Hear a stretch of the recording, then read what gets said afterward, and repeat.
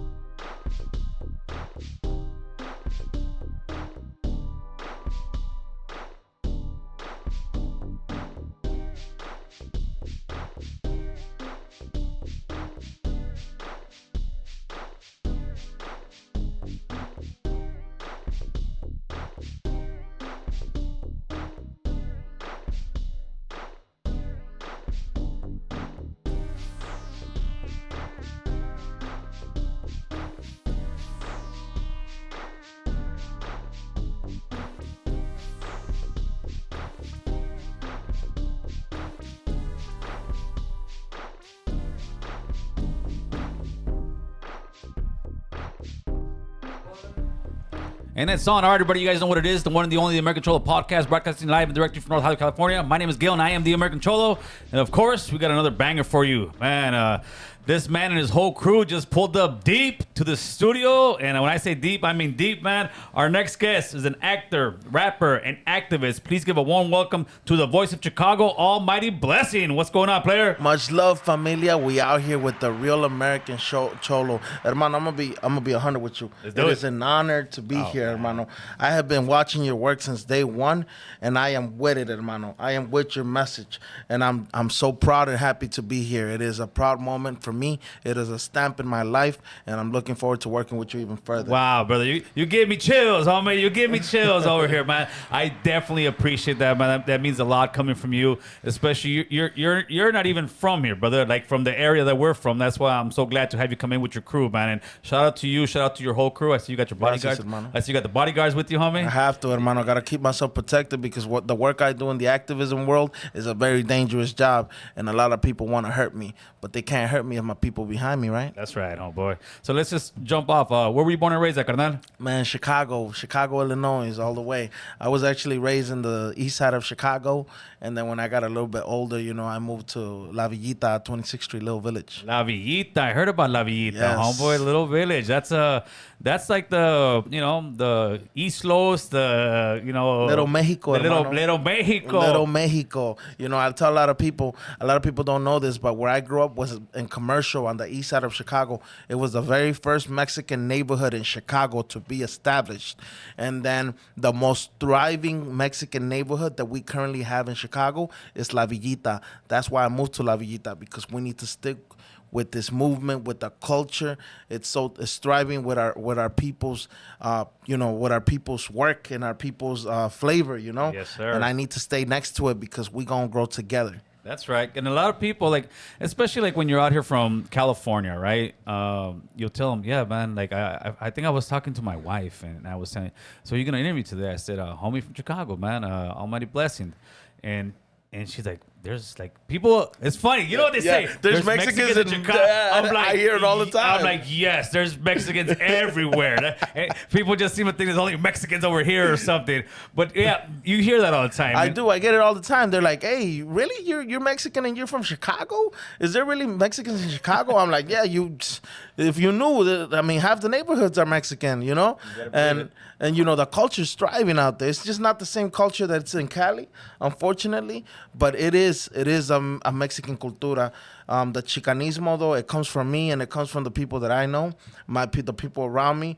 It is something that is not followed in Chicago much, but like I said, we're bringing it back. That's why I started doing oldies. Oh, okay. So, but let's get back into the history of you as a child. Did you come from a big family?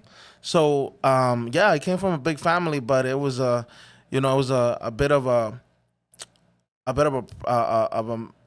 I guess I would say gang affiliation. Like dysfunctional family? A dysfunctional family. A lot of pain, a lot of poverty, um, a lot of hate, uh, a lot of generational trauma. So, my grandfather is one of the original Latin kings in Chicago that established the Latin kings in Chicago.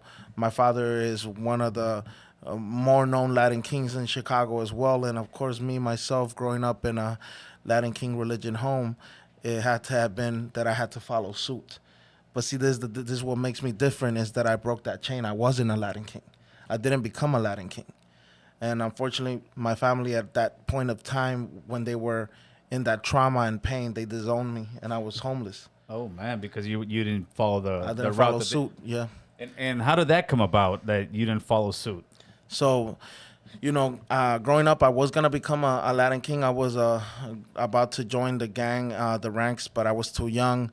I was hanging out with gang members that were in my father's generation, and I had a best friend who was, who grew up with me. He was going through the same struggle. His parents were Latin kings, and they were never home. So he was never home. He would come and hang out with me, and he was already a full blown Latin king. He had already done his first hit.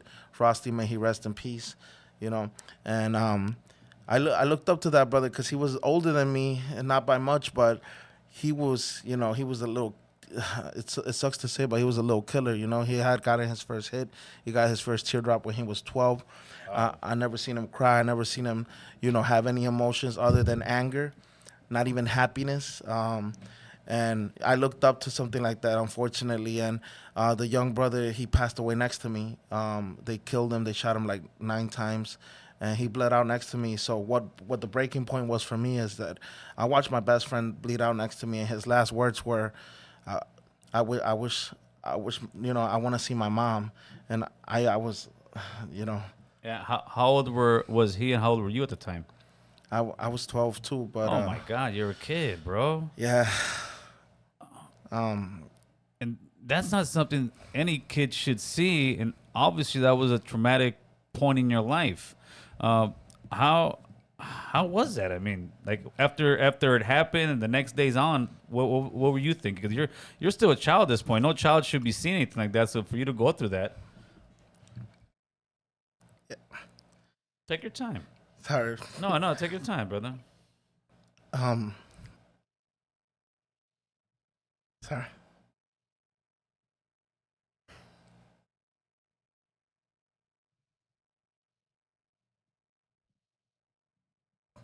How long ago was this?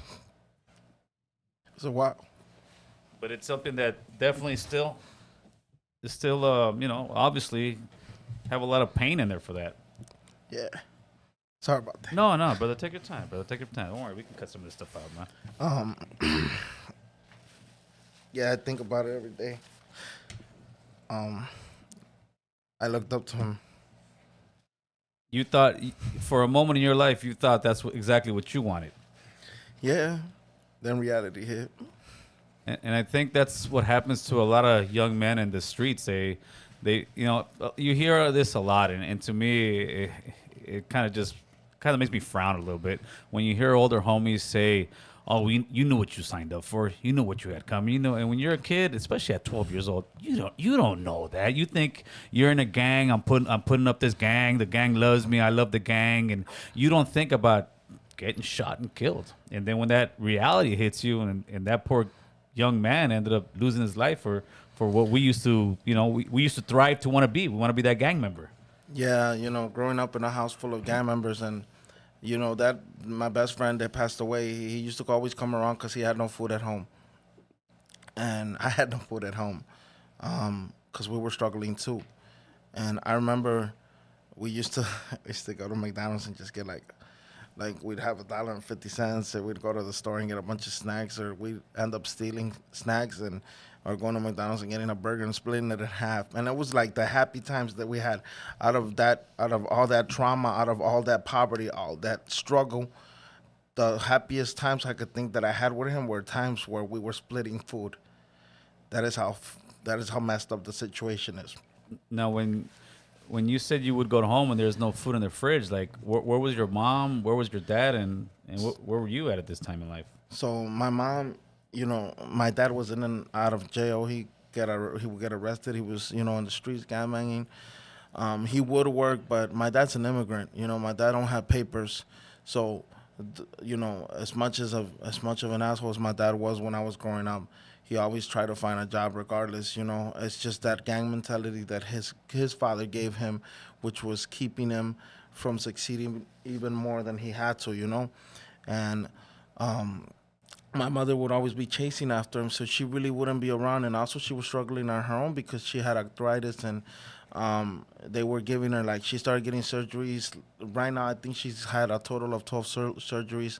She had a hip replacement. She's got an arm replacement, and she's tried to work, keep a job as well. But it's hard when she was bedridden for a long time when I was little. So it was arguments between my parents and really because of the poverty, not necessarily anything else, and my dad being out and about with the boys, and me having to come home and see that, and then having that poverty hit us, like sometimes we wouldn't have lights, we'd have candles around the house, and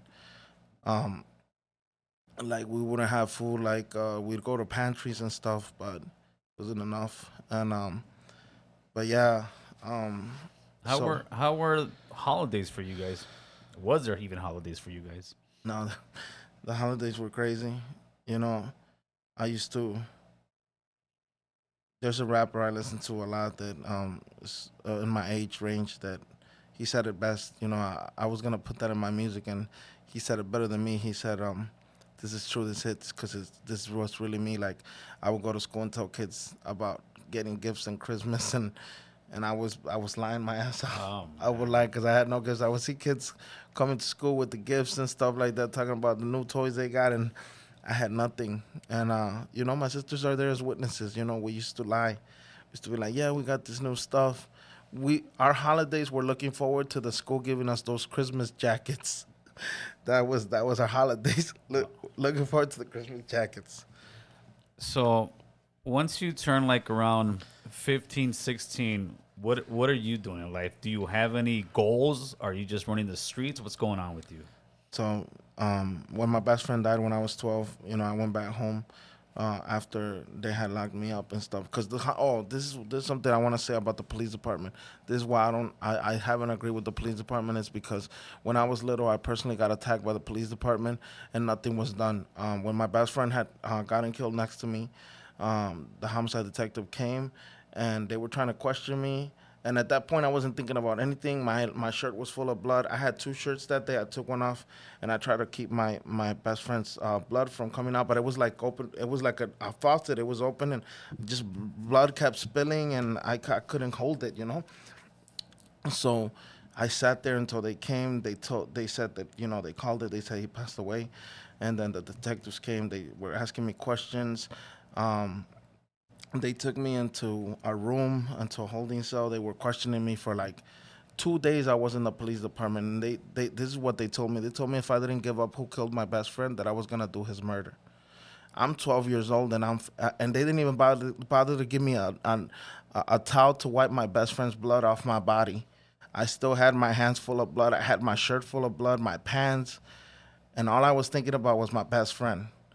And they were on my ear telling me to give them the information. They had no type of emotion to see that I was a little kid, No and I had empathy. just witnessed the murder. Until my mom came and got me with my grandma. They took me home, and by then the funeral was already arranged. I told my pops I wanted to go to the funeral and show my respects to my best friend. And my pops was like, "Why do you want to go look? Why do you want to go to the funeral? They're probably gonna shoot it up.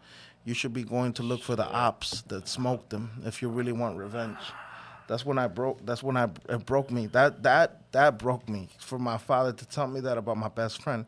So I was like, screw that. I left. That was that generational gang stuff that your father learned from your grandfather, and he was gonna pass it on to you.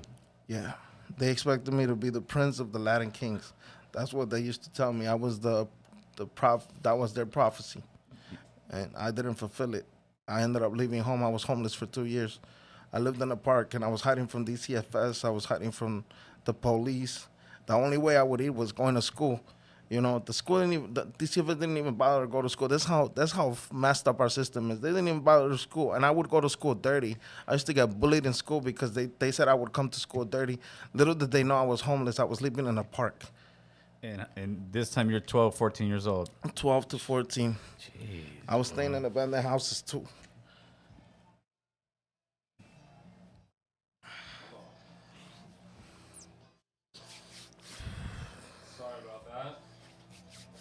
there you go, Chris. Sorry about that. No, that was Chris breaking the monotony. Oh my God, let me take some water here. What the hell was that, Chris?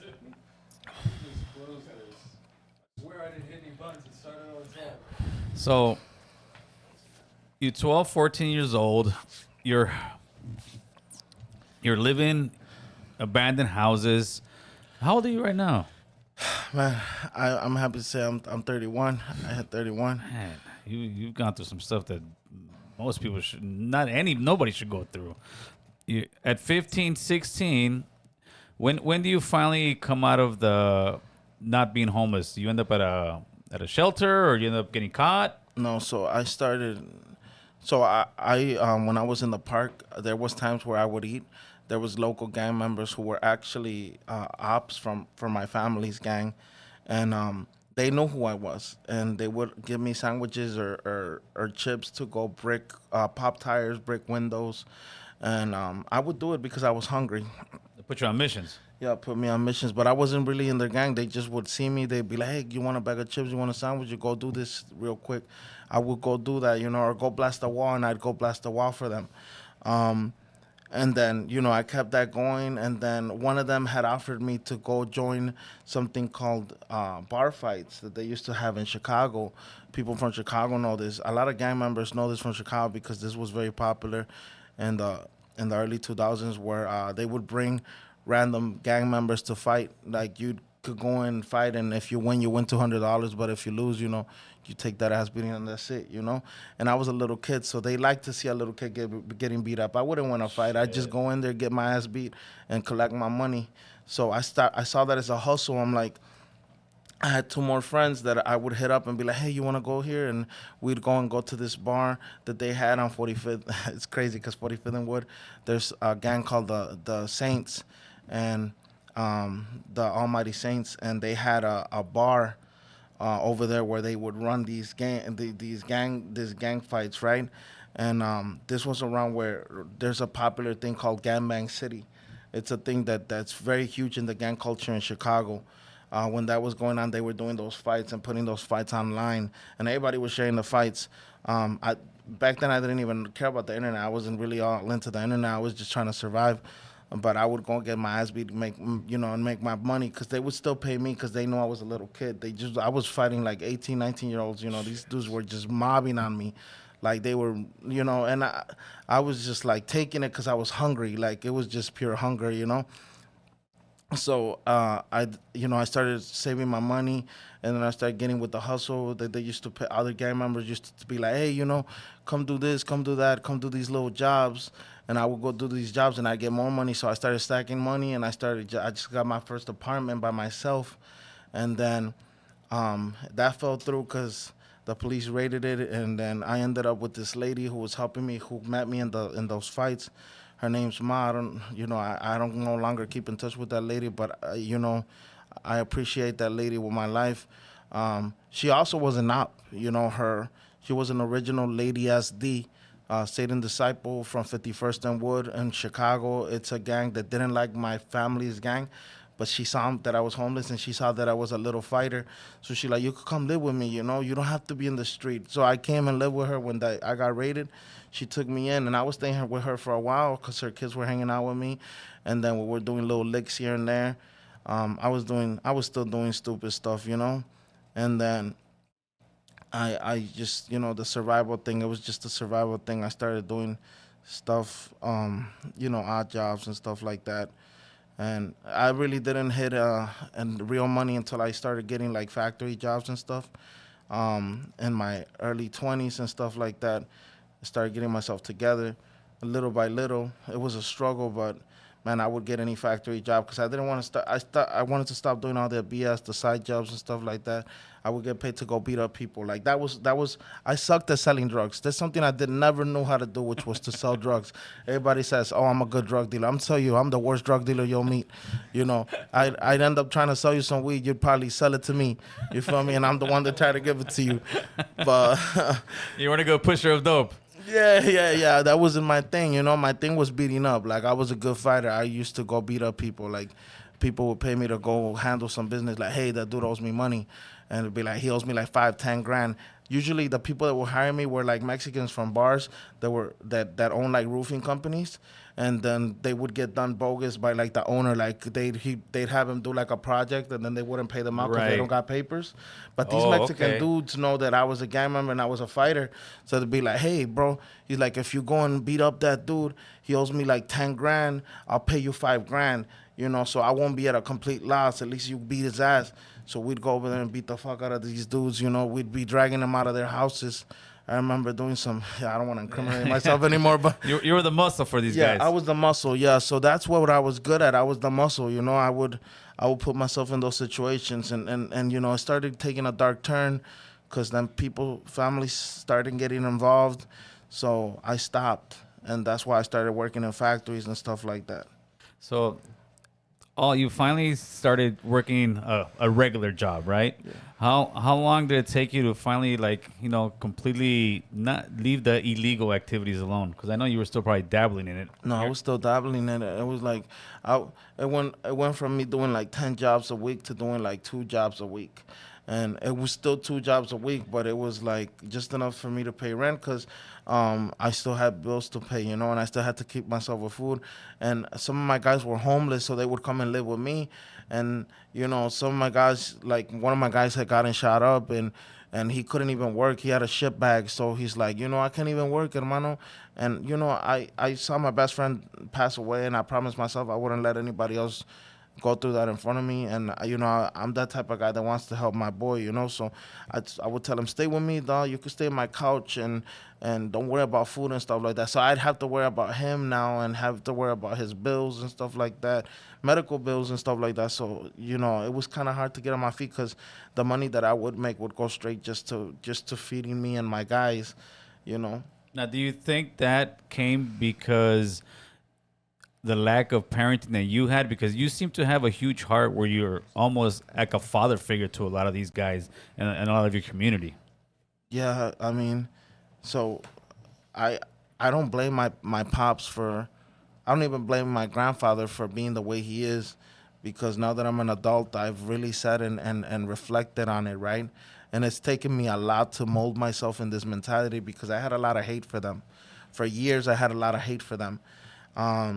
Me and my dad have got into fist fights. That's how, you know, aggressive that hate has gotten. And just the reflection, me seeing younger generations living the life that I was growing up, it made me reflect and be like, well, you know, my grandfather didn't have anybody. He was an immigrant. He came over to this country with nothing. And who helped him? The brothers that started the Latin Kings, because the Latin Kings weren't bad when they started. They were helping their community. They were the group of people that were revolutionaries. Anybody that would come over from the border, they would feed them soup kitchens, clothes drives, all that stuff. My grandfather grew up with that mentality. So coming from Mexico to the U.S. and seeing that type of empowerment in our people made him believe that the Latin Kings truly were the embodiment of righteousness. Right. So him having that power in his heart for the Latino culture through the Latin Kings, he felt that his son should embody that. But unfortunately, my father grew up in a generation where the drugs had taken over the gang and the guns had taken over the gang. So he grew up being poisoned by that tree. And by his poison, unfortunately, trying to live up to his father's dream, he poisoned himself, and unfortunately, it trickled down to me. That's a perfect way to put it, because I've seen that, because I think I'm more of your father's generation, because I had heard too, back in the days the hoods would start like that, because by the time I got in like in '89, right? But I've been around since the mid '80s, and yeah, by that point it was drugs, it was gangs, it was killing, and it seemed like a lot of these gangs originally started with a good concept, Yeah. but eventually the poison that is drugs ended up making them fight one another, kill one another, and a lot of that has to do with also with the government was also filling the inner cities with drugs back in the late '70s, early '80s. So I mean, I think everybody has a part to play in guilt in it, but the same with you. I don't like. I speak. You hear what I speak. I hear. I'm anti-gang guy. I speak about gangs are destroying our communities, and some people sometimes take offense to that. And I say, no, listen. The guys that came before us, I'm not blaming them either. They didn't know what was going on. They were just doing what they were following suit. But it's guys like yourselves that are breaking that cycle, and that's not an easy thing to do. So where do you think you got that motivation to sit there and say, you know what? No, I need to stop this, man. Well, my original circle, my best friend, may he rest in peace, Frosty, and my original circle of about 10 guys, I am the last one alive. Oh man. Yeah, I'm in the last one alive. 25, I was the last one alive. So that's why when I hit 18, I was like stuck. I'm like, damn. I thought I was gonna die by 18. So then, in my head, I'm like, damn, I'm for sure gonna die by 21. Then 21 came and I was stuck. I'm like, damn, what do I do? I'm still alive. I feel like I have lived 3 lives. Why am I still alive at 21? And then 25 came around and I was the last one alive. So I started hating God. I was like, why? Why is this a joke? Am I a joke? Are you playing a joke? Are you playing out a joke with my life to make me witness my people die in front of me? And I can't hold on to them. And I have to be the one carrying these caskets. So, You think you had also survivor's guilt in that? Thinking, why am I the only one alive? I never thought about it like that.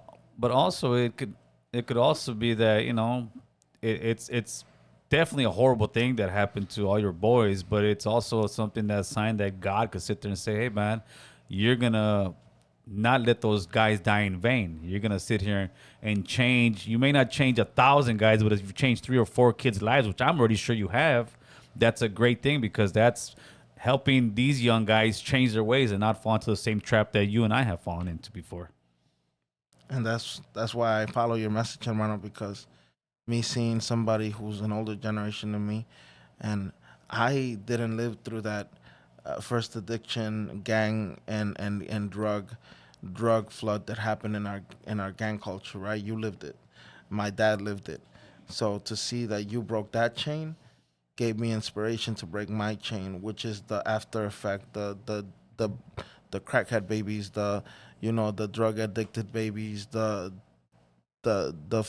hatred filled babies, because unfortunately the effect of your generation is trickled down to my generation. Of course. Like in the world where people have money and have family members who are attorneys, who are doctors, who are judges, what trickles down to them is education. They become more. Yes. And what we've been doing, we've been trickling down the gang and the drug stuff, and that's just a dead end. But at least I see light at the end of the tunnel because of guys like you and a lot of other guys out there that are finally speaking up against this. Because 10, 15 years ago, I'm not speaking up about this. I mean, it was taboo. It was you don't speak against it because this is something that it's almost like our God. We've praised the gangs. I mean, regardless of what gang you from, this is our gang. You tell a 15-year-old kid it's all about the hood, it's about this, and they believe it until something unfortunate happens, or they end up going to prison for a very long time, and they figure out, man, this game was all a lie. I mean, I think that's the hard pill to swallow, to let people know that gang life it's all a lie.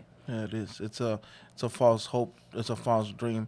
The dream was real in the first 2 generations, But after those two first generations that were doing positivity, unfortunately, the gang culture was poisoned, and that's why in my message, I don't push gang abolishment. I push gang healing, because who are the gangs? There are brothers, our sisters, our cousins. If you want to abolish the gang, you want to abolish your family. Why not be that positive influence and connection to healing your family, to teaching them about mental health, to teaching them about generational trauma and how to cope with their pain, their anxiety, their depression, their hurt, because a hurt person can teach a hurt person. No, hurt people just hurt other people is what they end up Yes. doing. Yes. So that's why I always push for gang healing, because I feel like that is a mission that if we all can come to an agreement on the same message, we can definitely stop.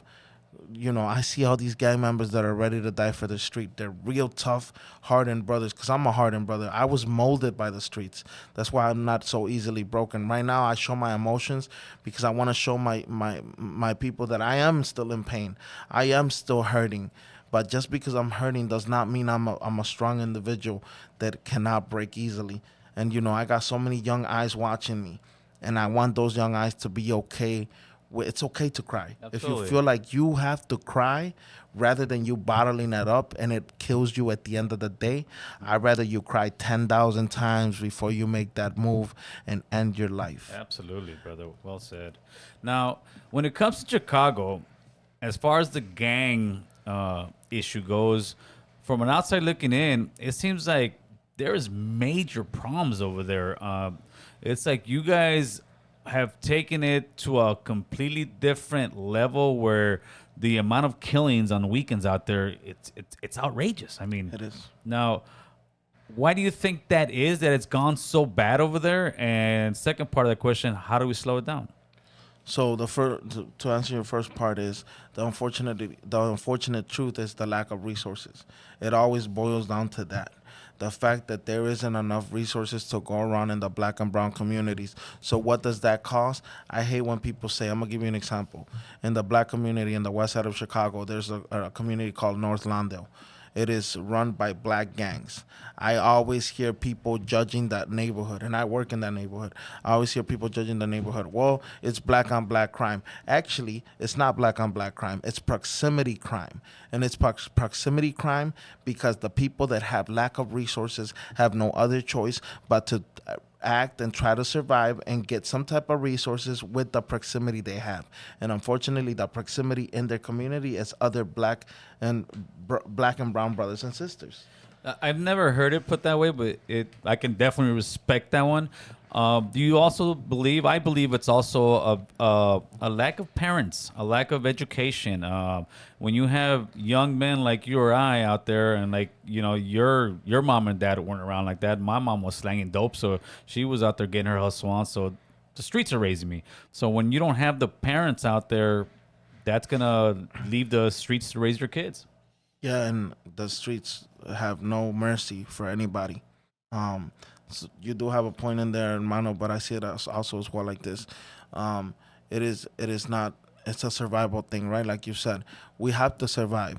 So if your mom had to sell dope, she had to do it because she was doing it for Of you. course, no, I understand that. So uh, if she's not given the opportunity to get a job, I see a lot of that in my communities in Chicago where they're talking about second chance, people who get a second opportunity coming out of prison. But I'm gonna tell you what, I've witnessed employment deny people who have a prison background and they have gotten their college degree in jail.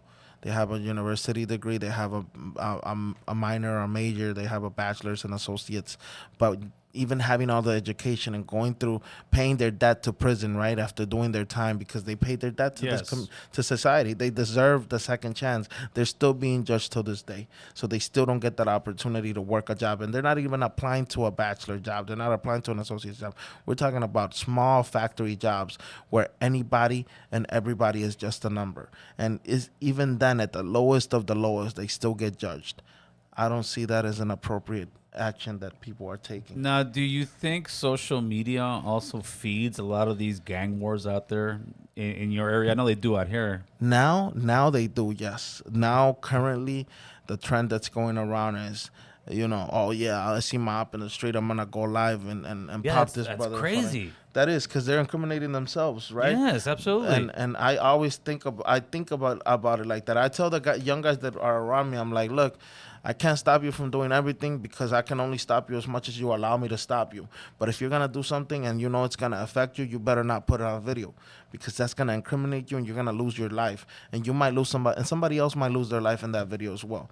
And you are causing a ripple effect that's definitely gonna trigger more than one person on social media. And that's why I say social media is a powerful tool. That's why I don't put just anything on my social media, because I know my voice is very, very, very powerful, and a lot of people hear it, and I've witnessed it because I've done it in Chicago, hermano. A lot of people didn't like me 2 years ago because a police officer beat up a black brother by Cottage Grove, and the black community from Cottage Grove reached out to me. They're like, hey, hermano, can you come out here? Because we're, the police, they did something very illegal. I showed up. The police were acting very aggressive. They were beating up mothers and fathers in the community just trying to get some answers. So I got on live and I said, hey, I'm tired of this. If this was when I was a little, naive and I wasn't really thinking about what I was putting on social media, man, I'm tired of this. Come over here. We're going to set this motherfucker off. I need everybody, all my fans and followers, to come over here. We're going to tear this motherfucker down. I said that, and within an hour, like 300 people showed up. The police couldn't even hold it. They ended up picking me up from my crib. Like, they get you for inciting a riot? Yeah. I did not know that was a thing. I was like, that's coming. Yeah, bro. They pulled up to my house, and I didn't even know what I did. I'm like, what are you talking about? And they put me, and they told me, you can't be doing that, and it endangers people's lives, it endangers the officers' lives. Yeah. But it was a passion. Yeah, it was. Yeah, it was the heat of the moment. It was just me having seen something that was. I would say that wasn't professional for a police officer to do, and the fact that they attacked our people, and we don't stand up. That's what made me act just in that moment, at the heat of the moment. I've heard you speak on that before, and I want your take on when people say police reform. And why you're against police reform? Well, how I see it is there is good police officers out there. I'm not going to deny that, because I know a couple. Shout out to Commander Banacor. He works for the Chicago Police Department. I'm in contact with that brother. But this is the problem, and this is how I see it. When one apple is poisoned in the tree, right, we have a couple of bad officers doing bad things. Let's say there's 20% bad police officers in the police department, and there's 80% good officers. If the 80% of the good officers are not holding the 20% of the bad officers accountable, that makes them just as bad, because they're allowing it to take that effect. So they're just as bad as them. And I don't believe in police reform, because what was the origin of the police department? Let's really go back in history. They were originally slave catchers. So if you're talking about police reform, we're talking about them going to their original roots and lynching our people. So I do not agree with police reform. I agree with police restructure or police abolishment. If we're going to talk about not abolishing police, then let's clean house. Let's restructure our police departments and get people like you, hermano, with your mentality in there to work that department. Yeah, but abolish not over here, Holmes. We get robbed everywhere. I get what you're saying. Well, that's why we depend on our revolutionaries. What about the Young Lords? What about the Brown Berets, the Black Panthers? They ain't stopping a gangbanger with a 4.5 and putting your chest out here, homie. You're gonna have a bunch of grandmas getting robbed and everybody else getting robbed. But I definitely see where you're coming from, and I do agree. We do need. To me, it's just a phrase. Whether you say reform, whether you say whatever. Restructure. Thank you. Whether you say restructuring, but there definitely needs to be some type of restructure of the police department, because I'm more pro-police than you will ever. Oh, maybe in 20 years you will be. I am more, but I also had my own issue over here a couple months ago with one of the cops out here, and that is the problem, that the very few that are bad are messing up for everybody else. But on the other side of that token, it's the same thing with gang members. The very few that are bad, because the majority of gang members aren't killers, homie. No, they're not. They're not. The majority are just not killers. It's a very small percentage of the killers. They're following suit. They're following suit, brother. So the thing is, I think we all need to. it's something that the whole community needs to sit there and come together, and it's very difficult, brother, because most inner city people, they don't trust the cops, because out here, I'm sure it's the same thing in Chicago, you have kids who are not gang members, they're shining the light in their face, they're getting out of the car, let me get your ID, where you from? And these guys are like, dude, I just live here, I ain't from nowhere. And it's like these cops, I think what they do, they end up taking the role of the gangs around them, and they start acting like that. I see it like this. And I thought about it again, a part of reflection, seeing how a police officer will look at a situation when they're coming into a community that's engulfed in trauma. Yes. I see it in two ways. There's two types of police officers. There's the police officer who's never been inside this inner city neighborhoods that are full of gang activity and trauma, and they're coming from a good neighborhood in their bubbled community. They've never seen a day in their life any type of danger, any type of robbery, none of that, and then they get thrown in the middle of the city in the worst neighborhood in Chicago, and you're looking at this gentleman or this girl who've never been in that type of environment, and they see everybody, and everybody looks like a criminal, and based off how they were raised in their community, in their bubbled community, and their first reaction is pull out a gun and shoot because maybe he has a gun, and the dude, all he had was a cigarette. You see what I'm saying, or a phone. And now there's the other type of officer, the officer that's been hardened by the streets, because unfortunately that officer grew up in that community, and everybody shuns this officer because he grew up in that community. He became a police officer, and now his own people don't mess with him because he's under the badge. And now this officer starts growing hate, and then from that hate he starts building resentment, and out of that resentment he takes it out on the gang members that he sees in the community, even if they're not doing bad. It's like you're damn if you do, you're damn if you don't. Yes, it's catch-22, hermano. And I think one thing that I have seen from, I guess I can say the criminal element, right? That it wouldn't happen as much when I was a younger guy, is the lack of respect for law enforcement. In our days, it was just the rules. You don't sit there and, if you're caught, you caught, homie. If you're going to go out, you're going to go out. But it seems like nowadays, people who are guilty or not, it's just, I want to scream, I want to talk shit to the cops, I want to do this and that. And it's like, wait a minute, homie. It's we call it over here, you're throwing a big old pancho. And it seems like that's pancho, you're throwing a big old pancho, and it seems like that's what a lot of people do. And I see sometimes where they say, "Oh, look, the cops are acting like that." I'm like, "Fool, you acting a fool. The cops just telling you turn around, cuff up." I've been there, and I don't want to do them, but I know back in our days, if you don't turn around, cuff up, you're getting a beat down real quick. Yeah. And nowadays, people want to act the fool, press up with the cop, and after the cop then gets the beat down on, oh, look at it, they're mistreating you. Like, nah, there's rules to this shit. It's like, you want to be a gangster, but when it comes to getting arrested, all of a sudden you want to be a law-abiding citizen, act like a law-abiding citizen. You can't do it both ways. Play both sides of the fence. But do you see that as well? No, I do see your point of view, hermano, but I also see it like this. There has been instances where things like that do happen, but those things do not overpower the situation where the police is over excessively using their authority. Right. And that's what causes that misunderstanding, right? Because I've been on that side of the fence where I haven't had cuff up. You didn't cuff up or what? No, yeah. When I'm acting very obnoxious, and I know damn well I'm acting obnoxious, but I'm acting obnoxious for a reason, because I know the police officer's either too green, he doesn't belong in that neighborhood, he doesn't know what he's doing, or the officer's just an asshole. And I know damn well I can get away with it. So I go ahead and I push those buttons. Right. And I can admit it. A lot of people don't admit it, but I do admit it. I am that dude. I am the dude that'll push your buttons. I see you're too green. What are you doing in my community? They will eat you alive. I saved your life by acting like this, because I am giving you a taste of what you're going to get the rest of your life. Now, let's go back a little bit. In Chicago, what is the gang scene in Chicago, or the area that you're from? Is it cities? Is it blocks? Is it crews? Like, how is it? So it's two big factions. It's the People Nation, which is 5 points, 5-point star, and it is the Folk Nation, which is 6 points, 6-point star.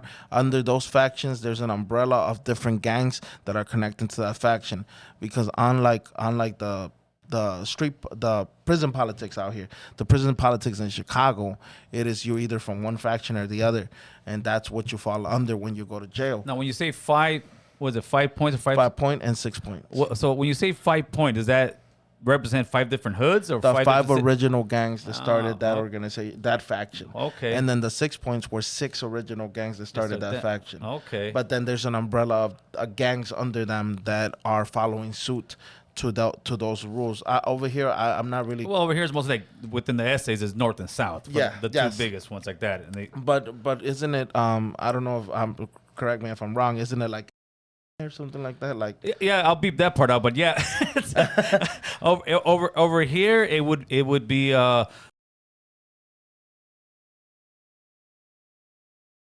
so that's literally what the factions are in Chicago. Yeah, that would be the equivalent of that in yes. the but over here the difference is that it's separated from the state. It's not in LA. It's pretty much, let's say, a little bit of Bakersfield up is like the borderline for norteños, and then the southerners is down here. There is a few southerners up north, but mostly it's all down here. It's all southerners, but that's what it's broken down to. Oh, so over there it's we use 2 names because I tell people a lot like it's the factions, right? Like right. And then under them is Norte and South, right? Yes. Under that faction for the people and the folks is the Insane family and the Almighty family. Okay. Anybody that falls under the Almighty is under the 5. Anybody that falls under the Insane is 6. People don't know how intricate gang stuff is because if you went over there in the 5 and the 6 and you don't know anything, you would know nothing. Like if I went over there, I wouldn't know, but now I do. I got schooled over here. And this is what I tell people all the time. Like I consider myself an urban anthropologist because I know so much gang culture. Unfortunately, I was raised learning it, right? Right. It was like a religion to me. So it's like a second language to me. So I try to, school people who had never been to Chicago, how the politics work and what not to do because it is ultimately going to end with someone's life. Right. So like I tell people, you just got to know where to go and how to move around those individuals because they're not looking for just anybody, right? Right. But that there's trends, and I'm gonna give you one of those trends I touched upon a while ago, which is the slash on the eyebrows. That's gang affiliated, and it's a trend that's going on TikTok, and it's putting a lot of kids who are not from Chicago to come into Chicago and visiting Chicago. These influencers wearing these slashes, thinking it's okay, and then they're telling me they're getting their face beaten on a red light because somebody's pulling out a gun on them or something, you feel me? And that is literally the cause of effect of people not knowing how the culture works in every state. Right. Well, you're a perfect example of what's his name would say that a lot. King Tone. He would say credible messengers.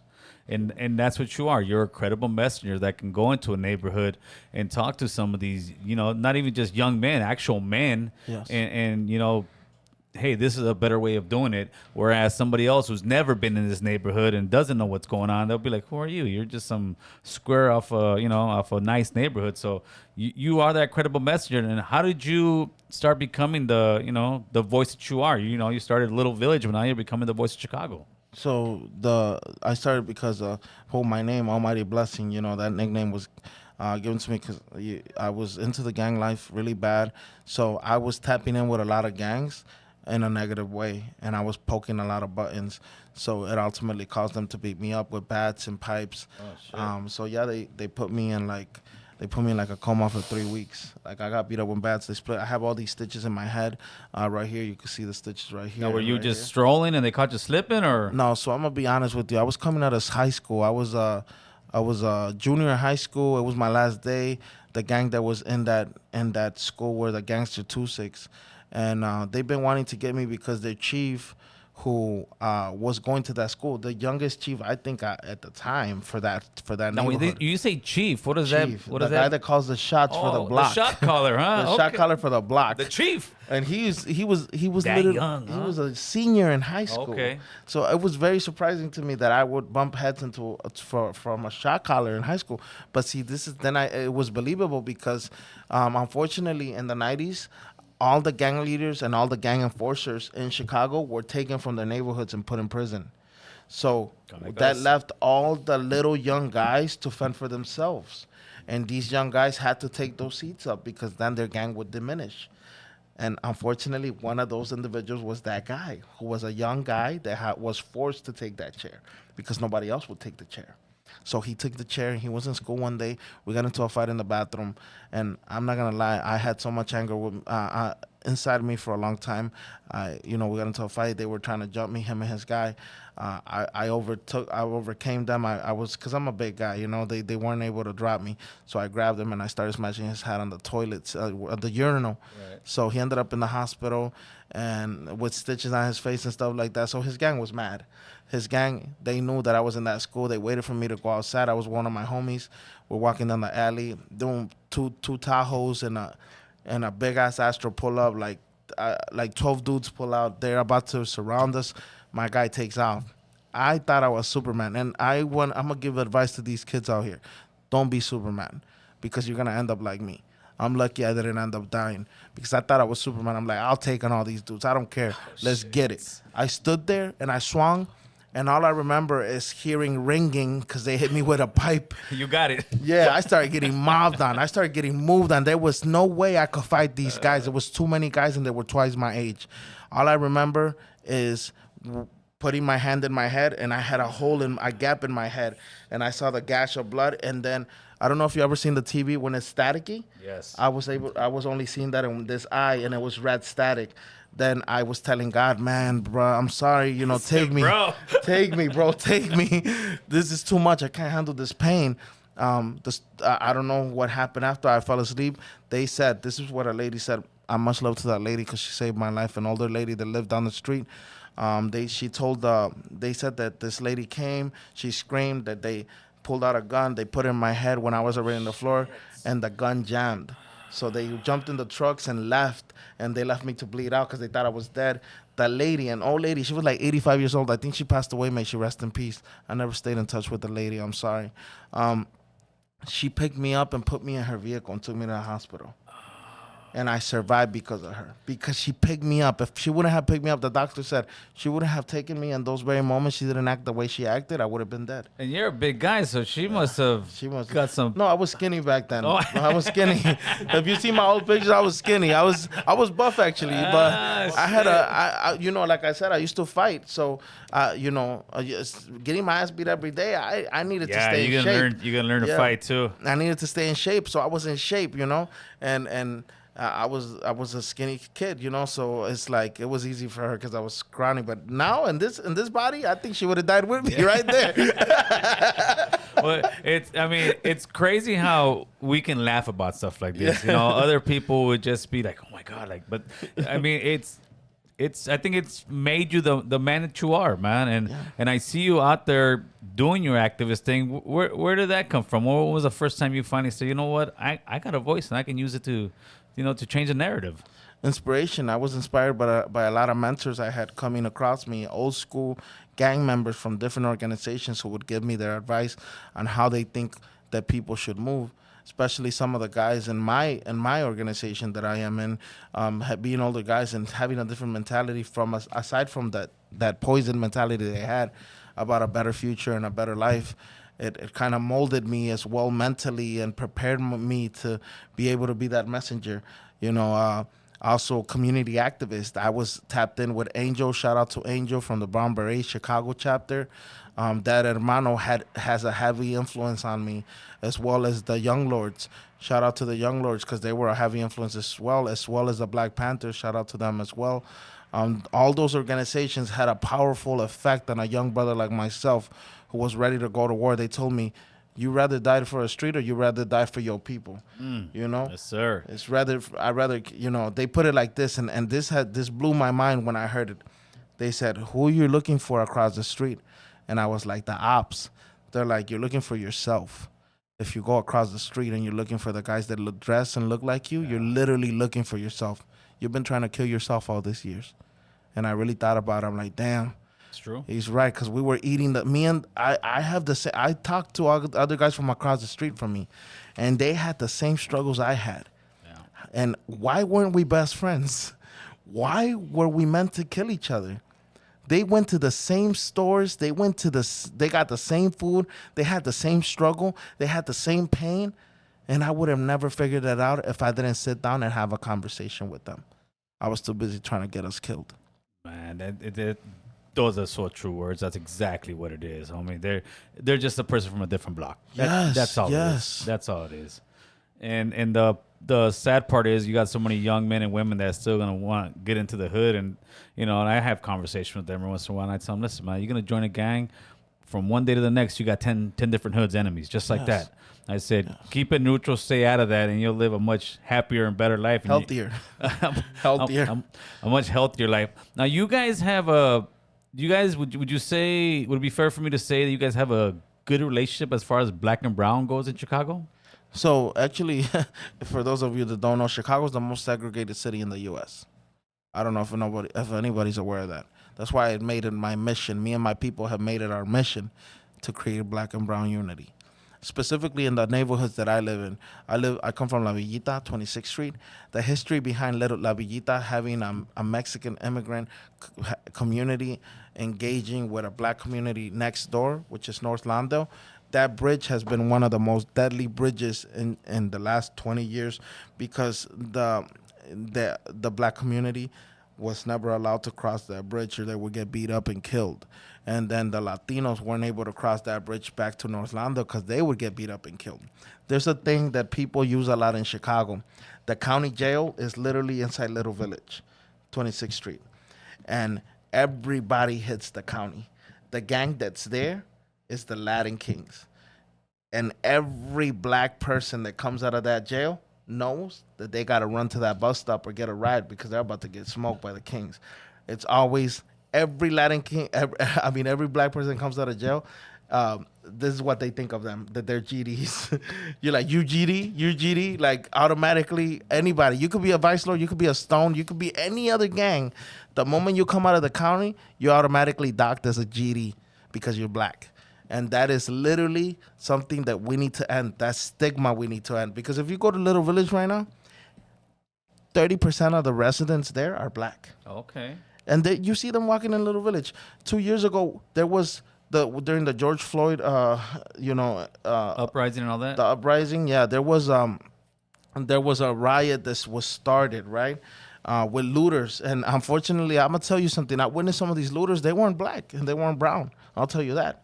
They were white hipsters from Lincolnwood and all these communities, Lincoln Park, all these communities in the white areas of Chicago.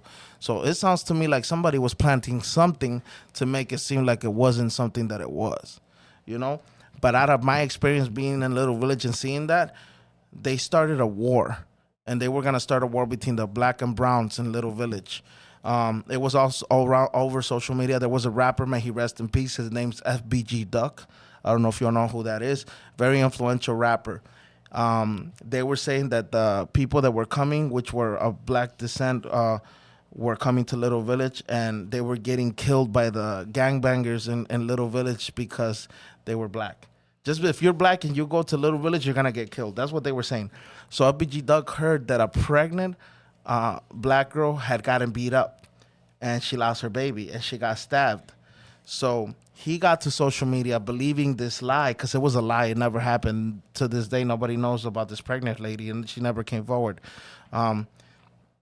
He got on social media live, and he said, these Mexicans, they attack us, and we're not doing anything about it. If you ask me, us black brothers and sisters should get together. And go kill all these Mexicans in Little Village. His words were so powerful that a group of black brothers and sisters gathered in Chinatown, which is down the street from Little Village, with firearms and bats and pipes, and they were gonna march their way to Little Village to start beating up all the Latinos in the community. I was there in Little Village that day, and I got on live and I said, look, hermano, I don't know who's poisoned your mind, and I don't know what type of, who's lied to you, but there is no black and brown division here. I can assure you that nobody's beating up nobody out here unless they're literally trying to loot our businesses who are owned by brown immigrants that have been working their whole lives to build that establishment. And they don't have an insurance. If that business breaks down, they have to start from scratch.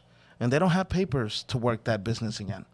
That's the messed up part about it. So all they were doing, the gang members were protecting the business owners. I saw that. And this is the thing. This is another reason why I don't like the police department. I witnessed police officers watching these gang members stand in the corner protecting these businesses, which is cool, but they would stop and give them 2x4s. They were literally passing out 2x4s and bricks. I witnessed it with my own eyes.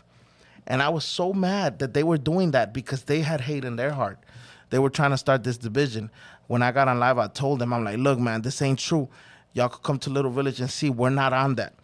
So somebody challenged me. His name is SG Batman. Shout out to that brother because he's from North Lando. He's a famous rapper from North Lando. Also, shout out to Ludfo because he was part of that as well. Shout out to that brother as well as Bo Deal, another influential black brother from Englewood in Chicago. So SG Batman heard me. He got on my live. He's like, you're lying. I don't believe you. You guys are on some racist tip. I'm like, look, come to Little Village right now. Come to my house right now. And I promise you won't get touched. And he's like, yeah, well, I'm going to take it. So he's like, I don't believe you. So he got in his car, drove to my house while we were on live. And he got it. He's like, what's up? I'm like, what's up? I'm like, let's go. Let's take a walk down Little Village. I promise you nobody's going to touch you. He walked with me and his boy to Little Village. And we started hanging out. People knew he was a famous rapper. They started taking pictures with him. It got so popping in Little Village that they started doing a cookout in the middle of the street. They closed off the streets and we started partying for 2 days. We partied for 2 days, the black and brown community. That ended that race war. That's dope, brother. And that is how we build unity, by being challenged. Challenge me. Mm-hmm. Let me show you this is true. I don't just want to speak on it. I want to walk the walk. And shout out to Ashley Batman because he had the balls to come into a community where he thought in his head was being toxic, and we showed him that it's no division here, it's unity. Yeah, instead of rioting and destroying the town, you guys came together and showed that. 2 days partying. Even the police bro. were upset. They were so mad they wanted to send us home. We weren't going home. Even a famous black brother, his name is the Dreadheaded Cowboy. Shout out to that brother. He rides around in a horse. He shut down the expressway a year ago at the Dan Ryan, and he was going viral because he's an activist. He came to Little Village and was riding the horse and was letting the little kids, the little Mexican kids, ride the horse too. I'm like, damn, that is unity right there. That's dope, brother. That's dope. I'm glad to hear that. Hey, when we first started, I asked you about Urbicon. Oh, yeah, yes. How was Urbicon, man? I'm going to be honest with you, hermano. Urbicon was the best experience I've had. Dope. And I don't know if you're aware, hermano, I've never left the state to perform. I didn't know that. This is my first time leaving my state because I am so, close-minded. I don't know how the gang politics, like you said, I am very into the gang politics. I don't know how it works out here. I don't want to step on anybody's toes. That's why it took me so long to come out here. Most of my fans come from California. That is my fan base. So when I came to UrbanCon, which is all Latino based, shout out to UrbanCon, shout out to Kicks, shout out to Brown Label, shout out to my boy Homicide, the real Homicide, Panchito from American Me, Cuban Link. All these, but Chicano Hollywood, specifically Chicano Hollywood. That's right. These brothers are building this unity that I am just honored that they brought me and made me part of this history being made with the Latino community, because I'm gonna tell you something, hermano. This experience was new to me, and I got nothing but love, and everybody was showing me love. Everybody was excited that I was there. I had gotten no hate from nobody. I was feeling uncomfortable at first. That ended the moment that I walked in the door because everybody was too busy trying to take pictures with me. That's dope. And that is so, I felt, I don't even want to leave California. I love Cali. I ain't gonna lie. No, that's. I went to the first one. We had a family incident happen this weekend that I couldn't go. But yeah, dude, Urbicon, they got something there, brother. Yeah, It's you got the car shows, you got the barbers, you got the rappers, you got the vendors, you got Chicano Hollywood. It's something that I could definitely see getting bigger and bigger every year, and hopefully they can take it to Chicago one day. Yes, that's what I'm hoping for. I hope that these things that we're doing, right, like you're doing yourself, hermano, like, man, I see so much positivity. I see so much big moves being made. You with your podcast, hermano, you showcase all of us. You're showcasing me right now, which is shedding light on me, right? And I'm trying to push this message. There is so much things happening in California that I wasn't even aware about. For example, the real Mr. Homicide, that brother, he's got a movie called The Higher Power. Right. It's coming out, right? And it's all Latino based. I'm like, what? It's all Latino based? You're telling me that why aren't we doing this in Chicago? Why are we not doing this in Chicago? Why did I have to come to California for me to take part in something so beautiful, something so amazing? You know, same thing with the music at IrvinCon, like with Chicano Hollywood, like putting on actors. You know, Right. that brother puts on all the actors. Johnny. Why isn't that brother? Why don't we have that brother in Chicago? Why don't we have him in Texas? Why don't we have him in other states, right? Where everybody that's Latino needs to tap in. Because if you notice, everybody that's sticking together in California is making it pop. You know, imagine if all the states got together. Well, that's what we're doing here. We're connecting the dots, homie. Yes, and I appreciate California for doing this. They're standing up. That's why I got so much love for California. If it wasn't for California, I wouldn't be famous, hermano. I wouldn't, because I see the analytics on my social media. I see the analytics on my music. I see the analytics on my work. It's all being pushed by California. Now, let's talk about your music. When did you start, knowing that you had a talent for rapping, which you definitely do? And also, is it hard for you to rap about certain stuff and also preach the positivity at the same time? It is. It makes me a controversial artist, and a lot of people don't like it. But how I see it is like, oh, well, let me answer your first question about me, how I started. I actually didn't want to be a rapper, hermano. I didn't want to be an artist. I didn't want to be a singer. I used to do it for fun with my best friend, Frosty, may he rest in peace. When we were younger, the only time that I remember us doing something that was happy was when we were eating or we were rapping together. We were freestyle. And I would do it mostly because of him. He said he wanted to be a famous rapper. The reason his nickname was Frosty in the Hood was because his dream, the person he looked up to was Kid Frost. Kid Frost was the person he looked up to. And he said, he made me a promise. He's like, I promise you that when I get older, I'm gonna take you with me, and we're gonna meet Kid Frost, and we're gonna make a song together. And he wasn't able to fulfill that dream. So I took it upon myself to become a rapper for him. And that's where it all began for you. And that's where it all began. I just took it for him. I'm living his dream. I'm living for him. Absolutely.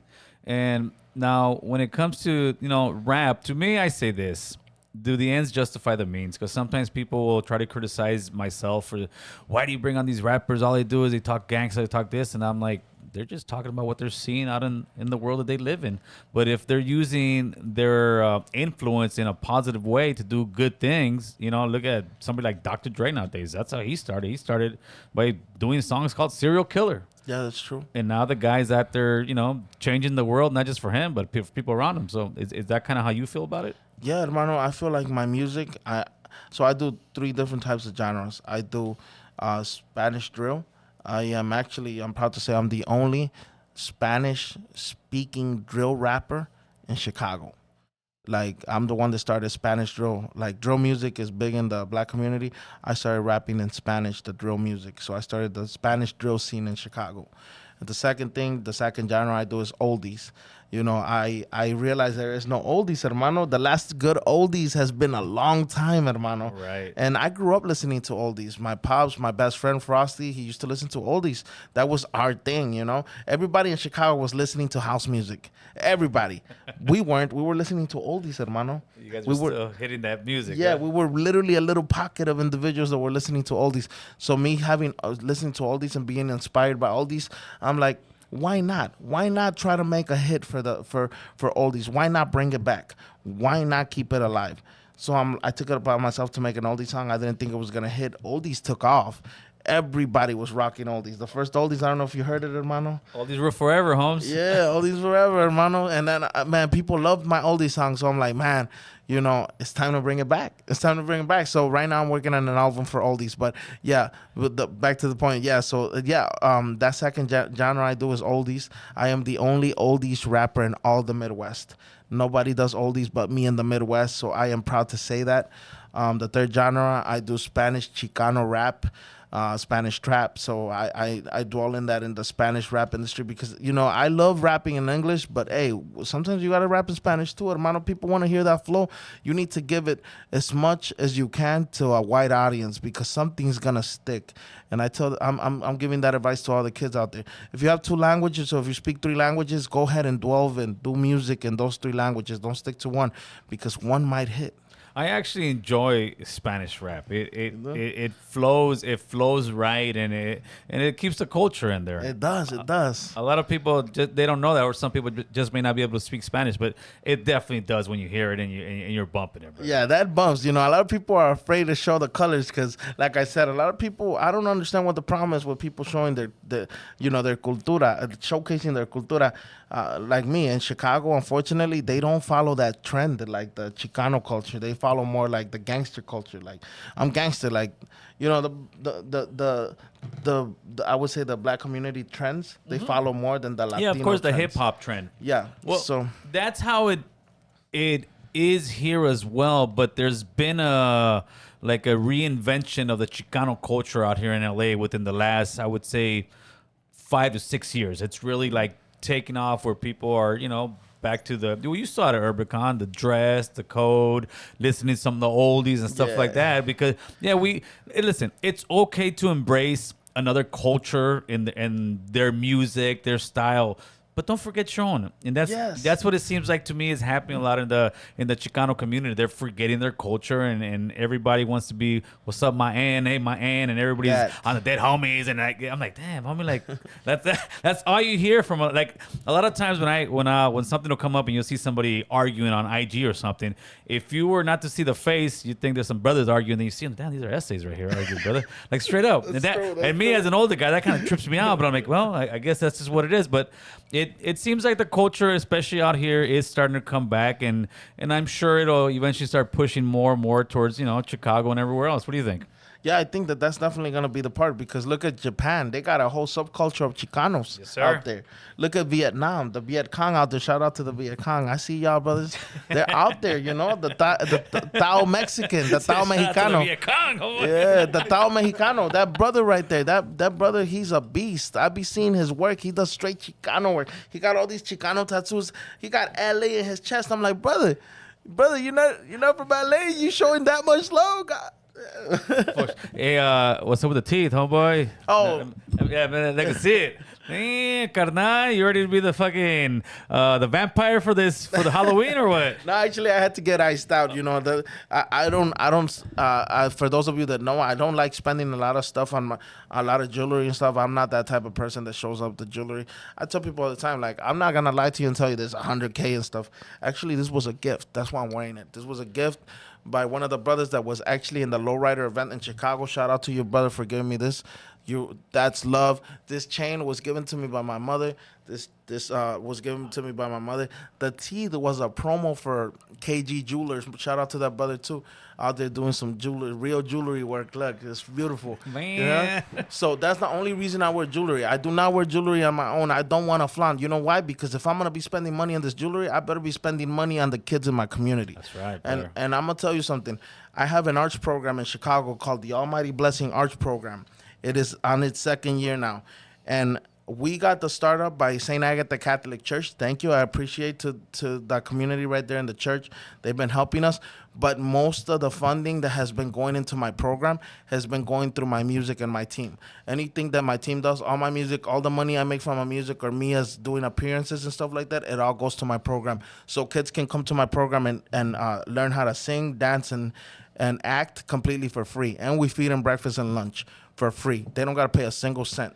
And it's all being funded by the Almighty Blessing team. I'm proud to say that. That's dope, man. Yes. You know what? But hey, you guys drove all the way out here? Yeah, actually, we made that a priority. We wanted to drive out here in an RV because, again, I brought some of the kids that have never experienced outside the city. That's gangster, homie. We could have easily flew out here, but I'm like, look, you know what? These kids need to experience these things. They need to see there's something bigger than just their neighborhood. And I'm telling you, these kids love it. These kids can't have enough of it. They're like, wow, I've never been in an RV, and now I've never been out the city. All these things are happening, all these overwhelming emotions. I'm so happy that, Damn, bro, you're so right, homie. You're so right, because kids that grow up in a hood or impoverished area, they believe that this small box, that's whatever blocks, that's all the life gives you. Yes. And you're actually, man, you're showing them, come out the box, man. Look at this stuff, man. There's a much big, beautiful world out there, man. That's actions, a great hermano. thing, actions, because everybody talks, but where's the action? Yes, sir. No, man. I wanna thank you. I want to thank your entire team for coming through, man. I want to thank your security guards, homie. No me agarren, cabrones. No me agarren.